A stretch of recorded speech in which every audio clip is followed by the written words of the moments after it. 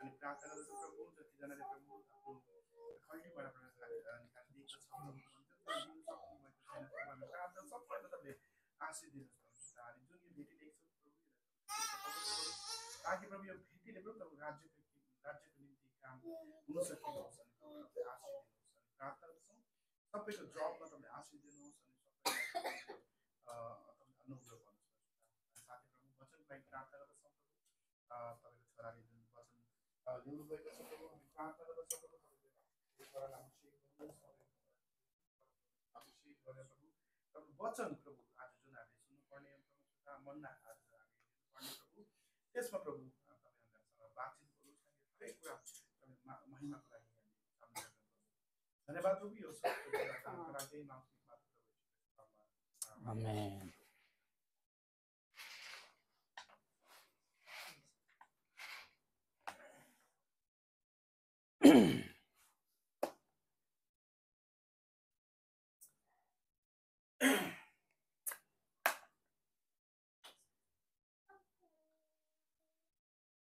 हुन्छ, प्रभुलाई धन्यवाद भएको होस्। अब फेरि हामी सदा चाहिँ है यो हप्तामा प्रवेश गरेको छ, नयाँ महिनाको पहिलो हप्तामा। अनि समय एकदमै चाँडो गइरहेको छ। हामी जहीँको तहीँ छौँ, हामीमा परिवर्तन आउन जरुरी छ। अनि यो डिसेम्बरको पहिलो हप्ता, क्रिसमस पनि आउँदैछ। लास्ट इयरको क्रिसमसमा हामीले कति हाम्रो जीवनमा परिवर्तन ल्यायौँ है, कतिको हिसाब किताब गर्नुभएको छ। अनि यो अर्को नयाँ साल आउँदै गर्दाखेरि हामीले कतिजनालाई सुसमाचार प्रचार गऱ्यौँ, प्रभुबाट स्याबासी पाउने काम कति हामीले गऱ्यौँ भन्ने कुरा चाहिँ हामीले ध्यान दिनुपर्छ। सधैँभरि अस्ति म एउटा सेवामा सहभागी हुँदै गर्दाखेरि त्यहाँनिर मैले सुन्दै थिएँ, एउटा राम्रो सेसनमा म सहभागी भएको थिएँ। अनि त्यहाँ भन्दै थियो कि हामी प्रार्थना गरिदिनु हामी कति सहायता माग्छौँ मानिसहरूसँग है, अनि हामी आफै परमेश्वरसँग बोल्ने हुनुपर्दछ है। हामीलाई चाहिँ परमेश्वरले त्यो योग्यको बनाउनु भएको छ कि परमेश्वरले चाहिँ एउटा सीमित व्यक्तिहरू मात्रै छानेर राख्नु भएको छैन। संसारमा जति पनि मानिसहरू छन्, हामी प्रत्येकलाई परमेश्वरले बराबरी अधिकार दिनुभएको छ है। डे बाई डे हरेक दिन हामीलाई चाहिँ नयाँ मौका, हाम्रो जीवनमा परिवर्तन ल्याउने नयाँ अवसरहरू है परमेश्वरले दिनुभएको छ। चुनौतीको सामना गर्दै हरेक दिन चाहिँ हामीले चुनौती गरिरहेका छौँ, चुनौतीको सामनाहरू गरिरहेका छौँ। त्यसको बावजुद हामीलाई परमेश्वरले मौका पनि दिइराख्नु भएको छ है। अनि आजको वचन पनि एकदमै राम्रो छ है। यहाँ चाहिँ एकदमै अस्ति मैले 3 जना सेवकहरू अथवा 3 जना विश्वासीहरू र अनि एउटा प्रश्न उत्तरको, एउटा शैतानको प्रश्न उत्तरको विषयमा अस्ति नै मैले बताएको थिएँ। आज चाहिँ 3 जना पास्टर्सहरू र अनि एउटा शैतानको विषयमा छ अलिकति है। शैतानले आएर चाहिँ हामीलाई हमेसा क्वेसन गर्ने गर्छ। हामी चाहिँ के छौँ भन्दाखेरि, हामी संसारमा भएको कारणले गर्दाखेरि हामीलाई हमेसा च्यालेन्ज हुन्छ। शैतानले पटक पटक हामीलाई परीक्षामा ल्याउन खोज्छ, हामीलाई प्रश्न गर्छ है। प्रभुलाई त त्यो उजाड स्थानमा लिएर गयो शैतानले है।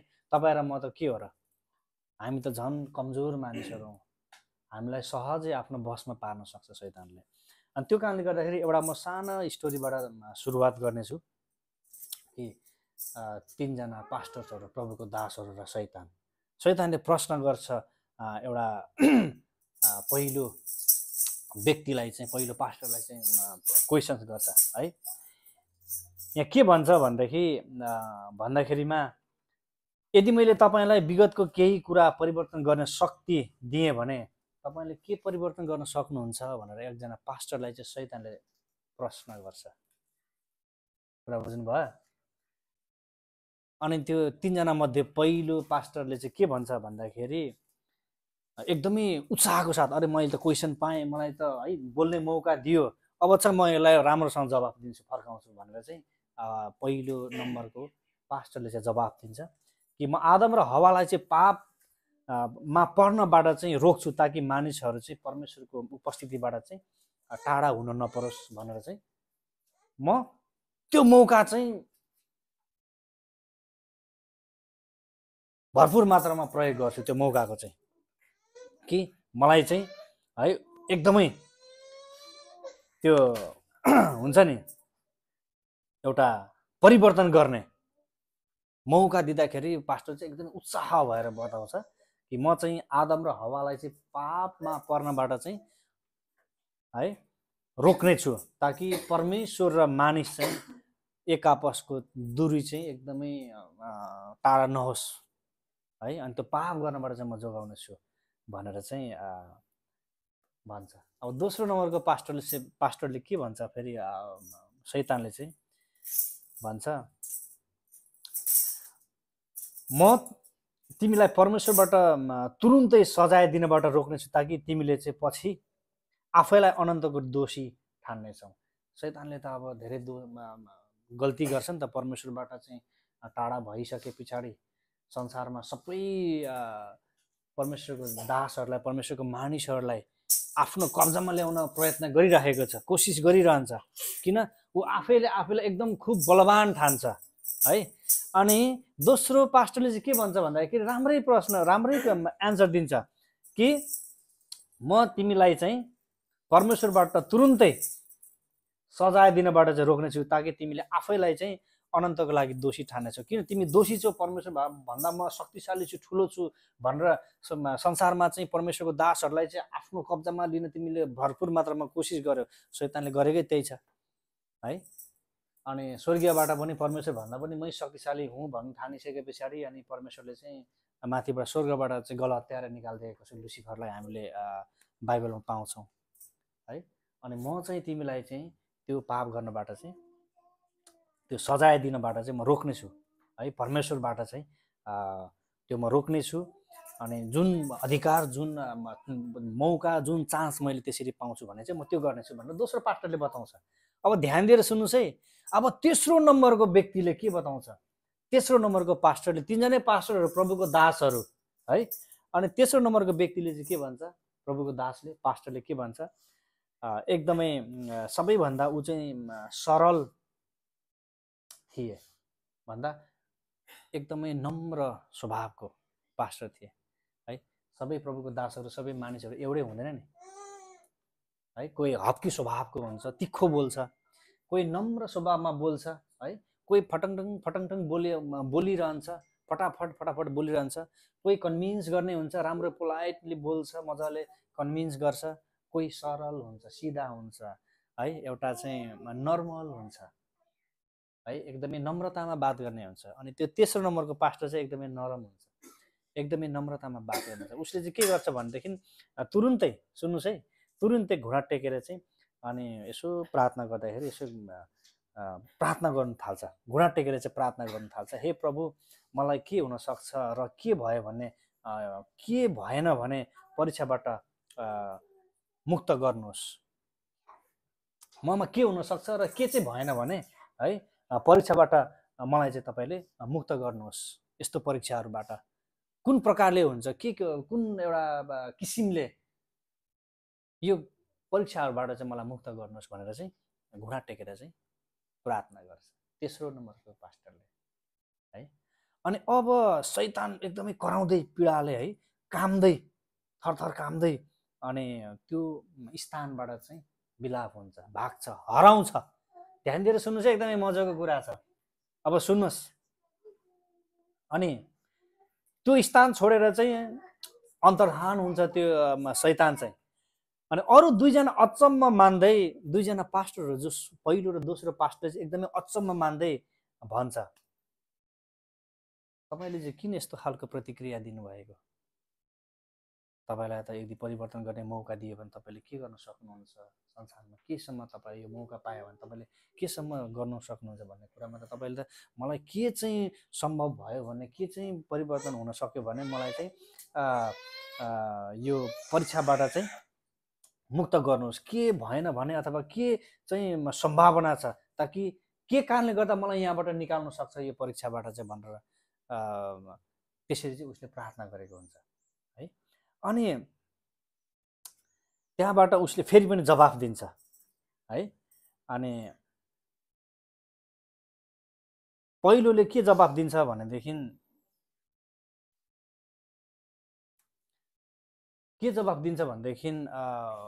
पहिलो चाहिँ हामीले शत्रुसँग कहिले पनि संवाद गर्नु हुँदैन। यसको सारांश, यसको निचोड चाहिँ के हुन्छ भनेदेखि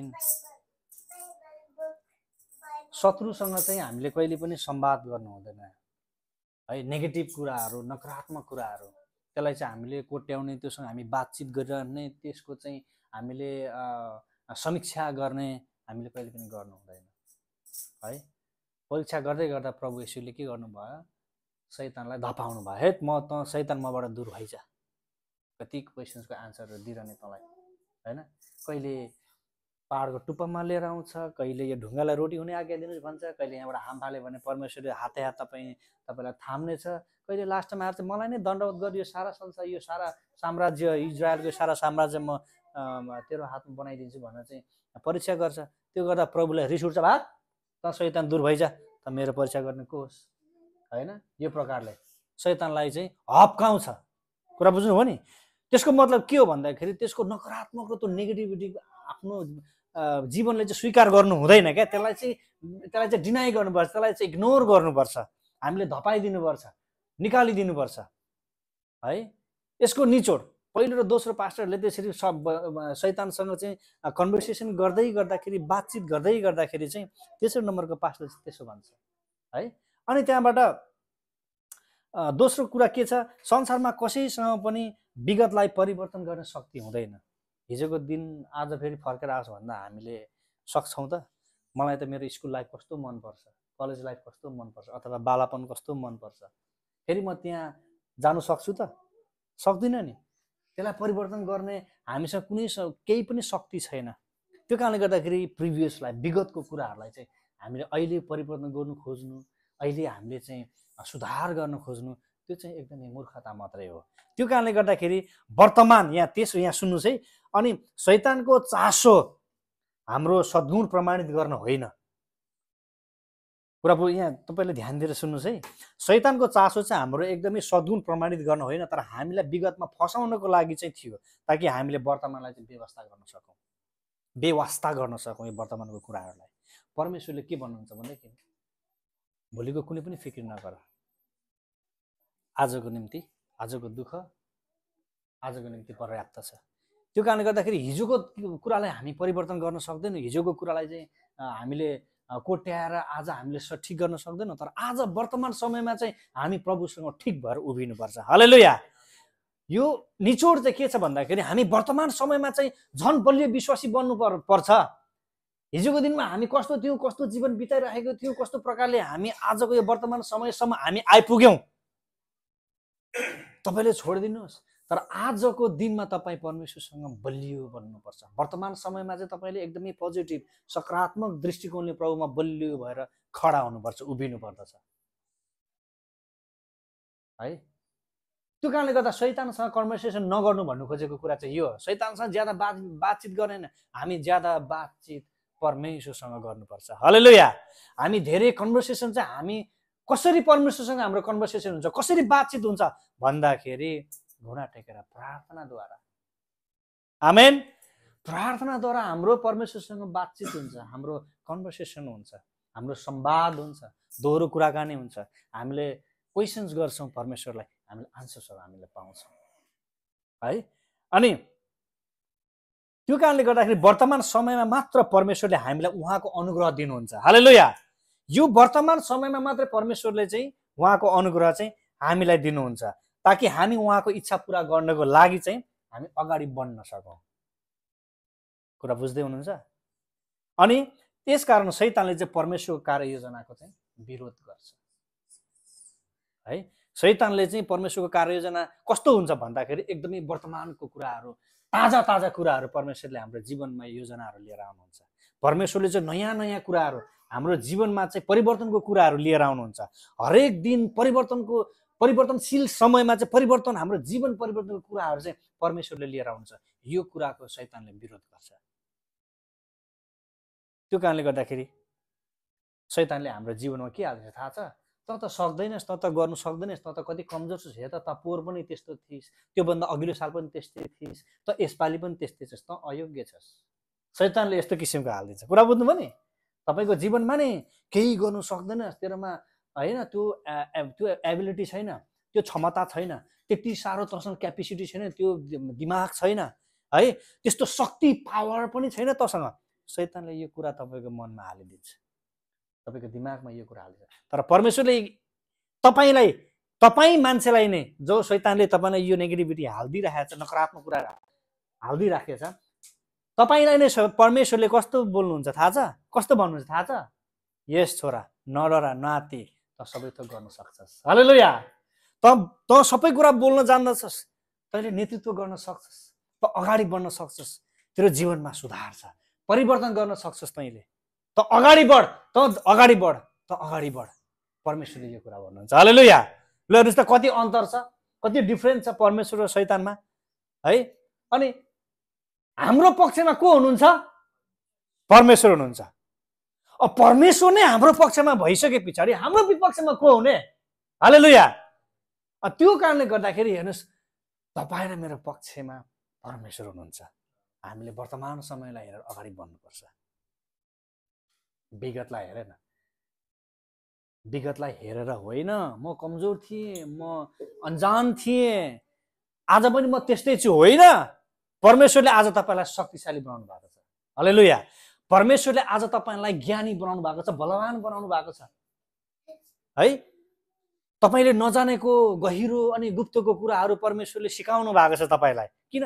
तपाईँले सोध्नु भएको छ, तपाईँ परमेश्वरसँग बात गर्ने हुनुभएको छ, प्रार्थनाद्वारा परमेश्वरसँग दोहोरो कुराकानी गर्ने बन्नु भएको छ। त्यो कारणले गर्दाखेरि तपाईँको जीवन आज परिवर्तनशील छ है। अनि वर्तमान समयलाई हेरेर चाहिँ हामी अगाडि बढ्नुपर्छ। अनि शैतानले चाहिँ नि सबैभन्दा धेरै मानिसहरूलाई खुसी हुनबाट रोक्ने, समात्ने एउटै कुरा छ है। के छ भन्दाखेरि के हुन सक्थ्यो र के भएन, अनि यो चाहिँ भूतकाल र भविष्यकालको विचारमा व्यस्त राख्नु अनि चिन्तित पार्नु हो र बहुमूल्य समय बर्बाद पारिदिनु। शैतानको काम चाहिँ यो हो। तेरो जीवनमा के हुन पर्ने थियो, के भइदियो है, के हुनुपर्ने थियो र के भइदियो, अनि अबको सम्भावना के छ, यस्तो किसिमको हुन्छ नि एउटा कन्फ्युजनको कुराहरू शैतानले चाहिँ तपाईँको मनमा हालिदिन्छ। तपाईँ सुन्दै हुनुहुन्छ? शैतानले हामीलाई कमजोर बनाउने सूत्रहरू चाहिँ, फर्मुलाहरू यही नै हो है। कति चाहिँ परिवर्तन भएको छ र, त कति चाहिँ जान्ने भएको छ र, अथवा कति चाहिँ शक्तिशाली भएको छ र, अथवा कुन चाहिँ पोजिसनसम्म पुगेको छ र, शैतानले यो कुराहरूले चाहिँ हाम्रो जीवनमा कन्फ्युजन ल्याइदिन्छ। तपाईँ केही कामको सुरुवात गर्नुहोस् न, तपाईँलाई कन्फ्युजन ल्याइदिन्छ। हुन्छ र, सक्छस् र गर्नु, त्यो पोसिबल छ र, तेरो जीवनमा यो सम्भावना छ र, यहाँ त यस्तो यस्तो किसिमको बाधाहरू आउँछ त, यस्तो यस्तो किसिमको अडचनहरू आउँछ त। यो कन्फ्युजनको कुराहरू चाहिँ शैतानले तपाईँको जीवनमा लिएर आउँछ। तपाईँ जति पनि प्लान गर्नुहोस् न, तपाईँले जति पनि कार्ययोजनाहरू बुन्नुहोस् न, बनाउनुहोस् न, त्यसमा शैतानले तपाईँको जीवनमा चाहिँ कन्फ्युजनहरू ल्याइदिन्छ। कुरा बुझ्नुभयो? अब यसैमा तपाईँले परमेश्वरलाई एकचोटि फर्केर हेर्नुहोस् त, परमेश्वरलाई तपाईँले फर्केर हेर्नुहोस् त, तपाईँको सफलताको सिँढी तपाईँ चढ्दै गरेको परमेश्वरले देखाइदिनु हुनेछ। हालेलुया।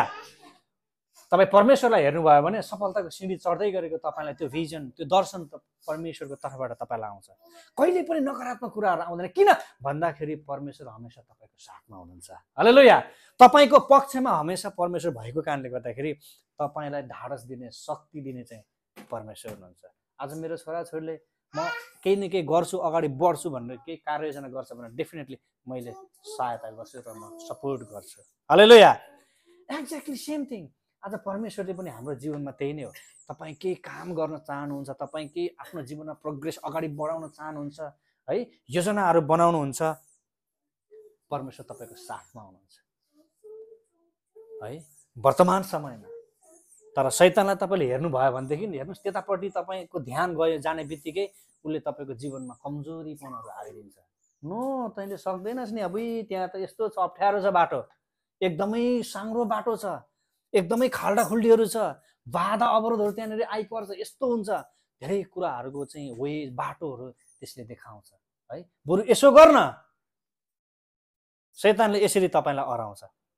आदम के अरे हवालाई यसरी नै भनेको थियो होइन, हे यो यति दामी दामी रुखको फलहरू छ, यो खान, यो खाइस् भने त आँखा देख्ने हुन्छस्, परमेश्वर भन्दा पनि शक्तिशाली मान्छे बन्छस्।